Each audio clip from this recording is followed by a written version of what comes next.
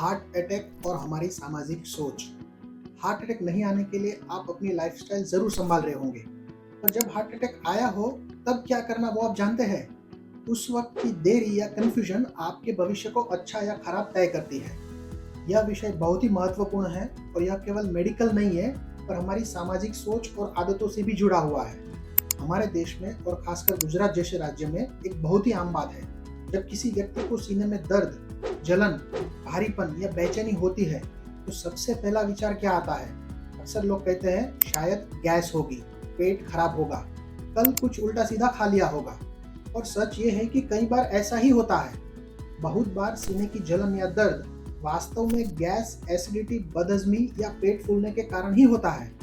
लेकिन प्रॉब्लम तब होता है जब असल में हार्ट अटैक चल रहा होता है और उसे भी गैस समझ लिया जाता है। हम डॉक्टरों को इमरजेंसी में अक्सर ऐसे पेशेंट मिलते हैं जो बहुत देर के बाद हॉस्पिटल पहुंचते हैं। जब तक वे आते हैं तब तक हार्ट का काफी हिस्सा नुकसान झेल चुका होता है। कभी कभी हार्ट बहुत कमजोर हो चुका होता है, हार्ट फेलियर की स्थिति बन जाती है और कई बार मरीज कार्डियक अरेस्ट के करीब होता है। यह देरी बहुत खतरनाक हो सकती है।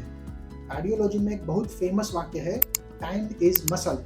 इसका मतलब है हार्ट अटैक के दौरान जितनी देर तक हार्ट की नस बंद रहती है, उतने ही हार्ट के स्नायु मरते रहते हैं। जितनी जल्दी उस नस को खोला जाए, उतना ही अच्छा परिणाम मिलता है। लेकिन लोग देर से क्यों पहुंचते हैं?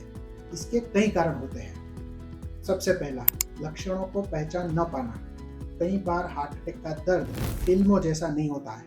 हर बार तेज चुभता हुआ दर्द नहीं होता है। कई बार सिर्फ भारीपन, घबराहट, पसीना, उल्टी जैसा मन, सांस फूलना या सिर्फ असहजता होती है। खासकर डायबिटीज वाले पेशेंट में दर्द बहुत क्लियर नहीं होता है, इसलिए वे समझ ही नहीं पाते कि हार्ट अटैक चल रहा है। दूसरा कारण है गैस समझकर घर पर इलाज करना। लोग अजवाइन, सोडा, एंटासिड या घरेलू नुस्खे लेते रहते हैं, सोचते हैं थोड़ी देर में ठीक हो जाएगा। लेकिन दर्द जब बहुत बढ़ जाता है, सहन नहीं होता है, तब जाकर हॉस्पिटल जाते हैं। तब तक काफी समय निकल चुका होता है। तीसरा कारण हमारी सामाजिक सोच भी है। हमारे समाज में कई बुजुर्ग लोग रात में दर्द होने पर भी अपने बच्चों को उठाते नहीं है, फोन नहीं करते हैं। वे सोचते हैं कि रात में क्यों परेशान करें, लड़का थका हुआ आराम कर रहा होगा, सुबह देखेंगे। लेकिन हार्ट अटैक सुबह तक इंतजार नहीं करता है। चौथा कारण यह भी होता है कि व्यक्ति पहले पास के फैमिली डॉक्टर के पास जाते हैं। जब दर्द हल्का होता है तो ईसीजी की फैसिलिटी न होने पर दर्द की दवा दी जाती है और थोड़ी देर में दर्द कम भी हो जाता है। लेकिन असली समस्या वही बनी रहती है। जब अगला एपिसोड ज्यादा गंभीर होता है, तब मरीज इमरजेंसी कंडीशन में हॉस्पिटल पहुंचता है। पांचवा कारण आजकल युवाओं में देखा जाता है। कई युवा लोग मानते ही नहीं कि इस उम्र में उन्हें हार्ट अटैक हो सकता है। वे सोचते कि यह मसल पेन होगा, जिम के कारण दर्द हो रहा होगा या थकान होगी। इस सोच के कारण वे भी मेडिकल मदद लेने में देर करते हैं। छठा कारण बुजुर्गों में अक्सर देखा जाता है। वे कई समय तक दर्द पर बाम या पेन रिलीफ मरहम लगाते रहते हैं और तब तक अस्पताल नहीं जाते जब तक हालत ज्यादा खराब न हो जाए।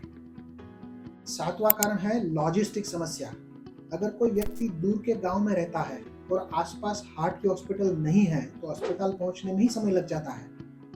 और एक कारण और भी होता है, कई लोग हॉस्पिटल पहुंच तो जाते हैं, लेकिन तुरंत इलाज का निर्णय नहीं ले पाते हैं। उन्हें हॉस्पिटल या डॉक्टरों पर शंका होती है।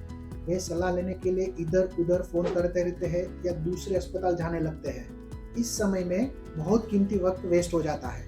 इन सब कारणों से कई मरीज क्रिटिकल समय खो देते हैं। कभी घर पर ही कार्डियक अरेस्ट हो जाता है, कभी हार्ट बहुत कमजोर हो जाता है और बाद में रिकवरी अधूरी रह जाती है। अब बहुत जरूरी बात, इसका सॉल्यूशन क्या है?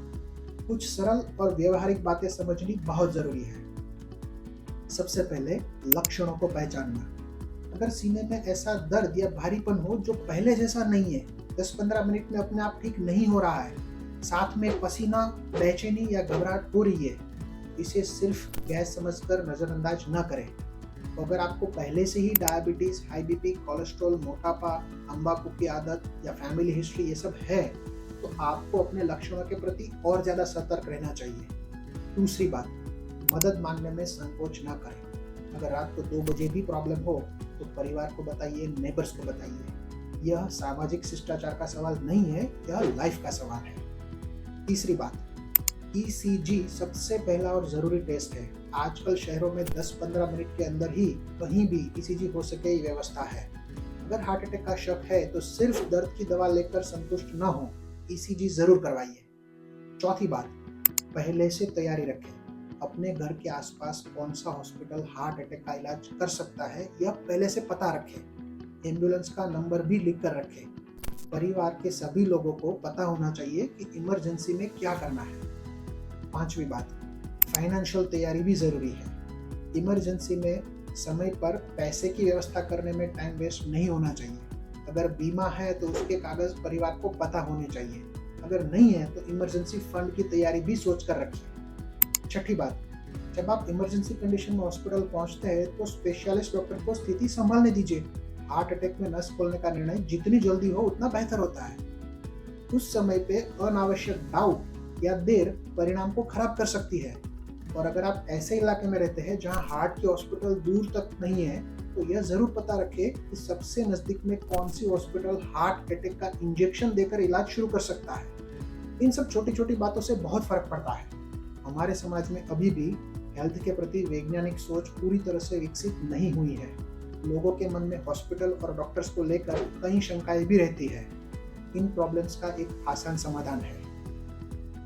अपने शहर या आसपास के एरिया में 2 अनुभवी हार्ट स्पेशलिस्ट को पहले से पहचान लीजिए जिन पर आपको भरोसा हो। उनके कॉन्टैक्ट नंबर परिवार के पास रखिए। यह भी तय कर लीजिए कि जरूरत पड़ने पर आपको किस हॉस्पिटल जाना है ताकि इमरजेंसी के समय में निर्णय लेने में देर ना हो। देखिए, हार्ट अटैक भले ही अचानक आता है लेकिन उसकी तैयारी पहले से की जा सकती है।